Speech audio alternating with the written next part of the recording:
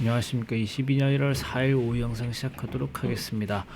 오늘 지수도 여전히 3,000원을 넘지 못했습니다. 2989.24포인트인데 장중에 계속 하락해 있다가 장 마감 때 이제 상승으로 전환을 이제 한 모습이고요.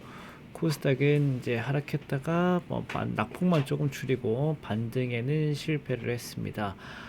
일단 뭐 주요 포인트 눈으로 볼 수 있는 것은 다 기관의 매도라고 보시면 좋을 것 같습니다. 코스피랑 코스닥 1조의 이제 매도가 나왔는데, 그럼 기관이 왜 팔았는가를 봐야 될 것 같습니다. 일단 시장 전체적인 분위기는 뭐 미국 증시가 좋았음에도 불구하고 이제 수급적 영향가 빠진 거고, 그나마 이제 업종 본다라고 하면은 어제 테슬라 때문에 전기차가 좀 올라오긴 했어요.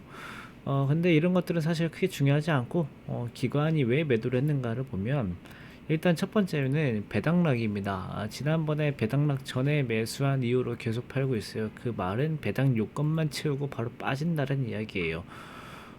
배당 요건만 채우고 이 매수가 회복이 되면은 그냥 손절없이 딱 나오면, 사실 이 배당 받는 그 퍼센테이지만큼 공짜 수익이 생겨버리죠. 그렇기 때문에 어, 배당락 채웠다가 매수가 회복되는 거는 빠르게 정리하는 이제 그런 흐름이다라고 보시면 좋을 것 같고, 거기다가 이제 실질적으로는 외국 기관이 매도를 하고 싶어서 매도하는 게 아니고, 외국인이 선물을 매도하기 때문에 거기에 대한 공짜 수익을 노리려고 한다. 그러니까 기관은 지금 첫 번째 이유든 두 번째 이유든 똑같습니다. 위험하지 않게 공짜로 수익을 내고 싶은 움직임만 나타나고 있다라고 보시면 돼요.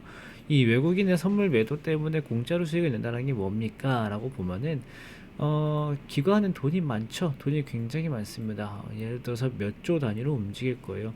근데 몇 조 단위로 움직이는데 내가 아무것도 안 하고 공짜로 뭐 0.3%나 0.4%의 수익을 낼 수 있다라고 하면은 하죠. 어, 1조에 10%는 1,000억이고요. 1%는 100억이고 0.1%는 10억입니다. 공짜로 30억을 벌 수 있는 매매가 있다라고 하면은 기관은 진행을 하게 돼요.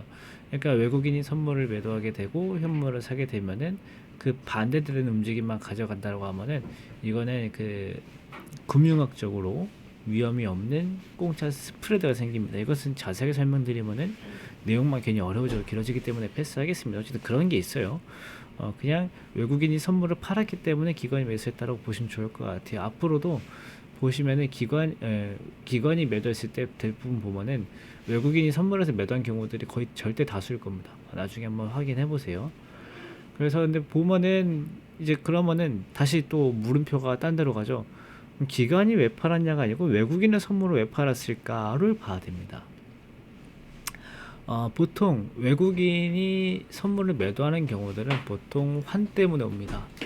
이 환율 때문에 우리나라 환차 손이 걱정될 경우에 우리나라 주식에 선물을 매도하는 경우들이 굉장히 많아요. 그래서 오늘도 환율이 올랐기 때문에 외국인이 선물을 매도했다라고 보시면 좋을 것 같고, 그러면 또 물음표가 딴 데로 갑니다. 환율은 왜 올랐을까? 이제 여기로 가야 되는데, 환율이 오른 이유는 금리에서 찾아야 됩니다. 오늘 어려운 얘기들이 많아요. 금리에서 찾아야 되는데, 여기 보시면 이제 금리 차트입니다.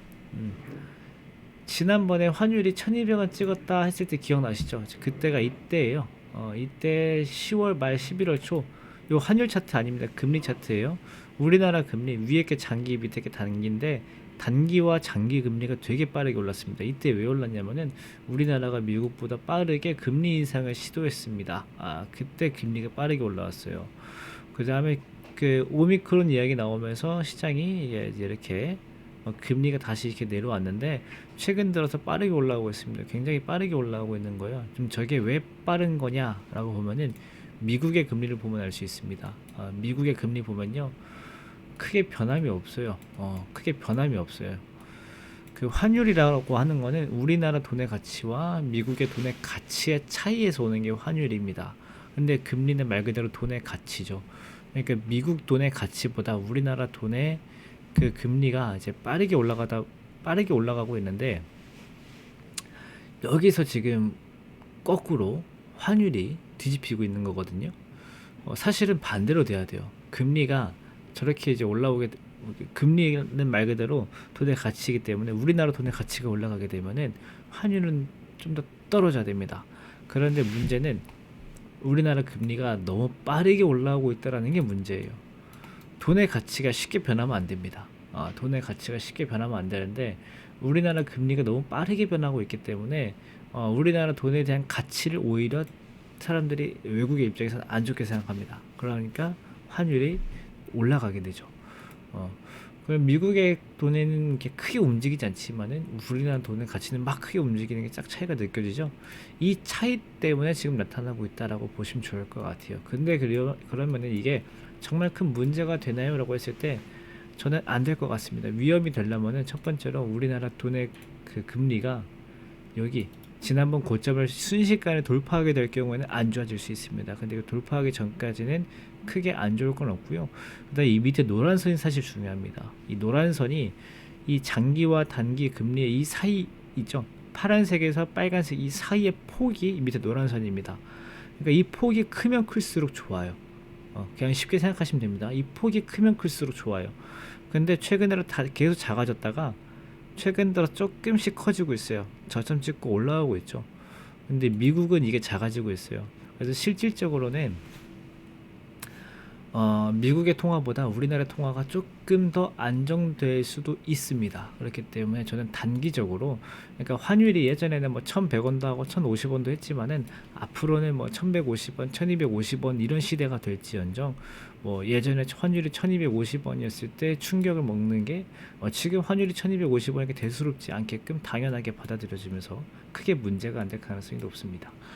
그렇기 때문에 이 부분 오늘 좀 어려운 말 있었는데 이해 안 되면 그냥 패스하십시오. 패스하셔도 됩니다. 오늘 최근에 시황 쓸 일이 계속 없어가지고요. 오늘 뭐라도 해야 될 것 같아가지고 어려운 내용 꺼낸 겁니다. 일단 금리는 뭐 나쁘지는 않다. 근데 좋을 것도 없다라고 보시면 좋을 것 같고 미국 차라리 미국의 금리보다 우리나라의 금리가 지금은 조금 더 오히려 안정적으로 움직이고 있다. 그래서 문제는 단기간에 그칠 거다라고 정도만 보시면 좋을 것 같아요. 그러면 오늘 여기서 마무리하고요. 고생 많으셨고 내일 뵙도록 하겠습니다. 감사합니다.